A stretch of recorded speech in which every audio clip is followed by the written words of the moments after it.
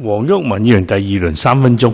主席嗱，即係關於要起呢個東九文化中心咧，咁就即係政府嘅理由就話咧，即係呢個東九龍啊，即係個人口咧，去到2020年咧就即係200萬啦，咁就啊，另外一方面就係而家即係租用康文署表演場地嘅申請咧，有70%未獲分配呢個場地，咁顯示咧即係呢個演藝設施一直供不應求。咁呢個係晨早嘅事啦，唔係今年，唔係早幾年，係過去一段好長嘅時間出現嘅問題㗎啦，啱唔啱啊？係咪？政府又咪冇錢、冇規劃嘅，係咪？咁個問題就係話你好啦，又講東九龍人口，跟住又講咧，即係康文署表演場地70%未獲分配，係嘛？咁即係點啫？嗰個係全港性嘅，咁你呢個係咪淨係俾地區人士使用咧？係嘛？因為你個理由就係話。呢一個人口佔咗即係呢個東九喺2020年個人口咧就會超過200萬，佔全香港總人口人數27%。咁喺呢啲地區裏邊嘅區內人士一直咧就促請政府興建一座設施完備嘅多用途文化中心。咁唔通其他區冇呢啲咁嘅要求咩？係嘛？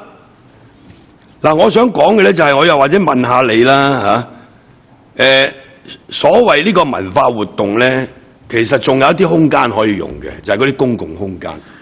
你政府就唔會去開放啲公共空間，而且你喺度收縮緊嘅，係咪？譬如話呢個西洋菜南街咁啊，嗰度我哋叫菜街啦，係咪？咁當然而家包括尖沙咀海旁都係㗎啦。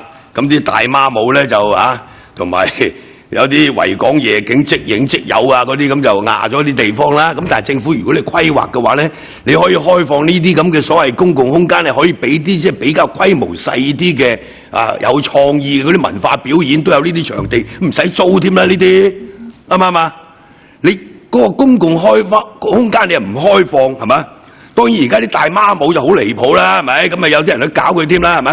咁但係如果你即係話政府有計劃咁去開放啲公共空間，俾呢啲嘅所謂文化藝術活動喺呢啲公共空間出現，係嘛？亦都可以彌補咗而家你出現嘅就係嗰個表演場地，係嘛？有70%未獲分配，係嘛？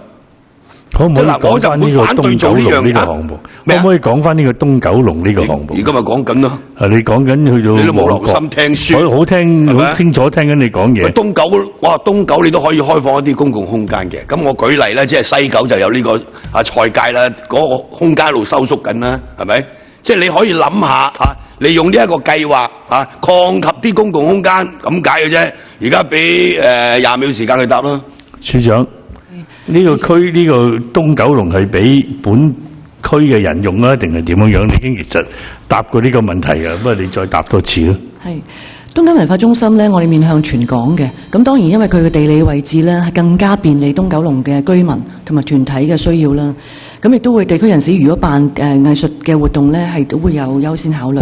咁而喺東九文化中心裏面呢，我哋都會有11500米嘅平方米嘅公共空間，裏面咧都可以咧係供我哋地區團體啊、青年團體啊係作戶外演出嘅。